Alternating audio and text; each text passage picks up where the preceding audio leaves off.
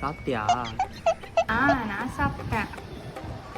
சரிக்கா, நம்ம கல்யாணத்துக்கு அப்புறம் இந்த மாதிரி ஃபோனில் பேசாமல் நம்ம நேர்லேயே பேசிச்சிருக்கலாம்ல.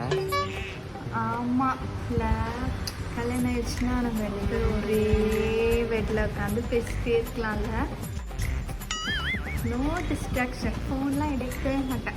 24/7 உங்ககிட்ட தான் பேசுவேன்.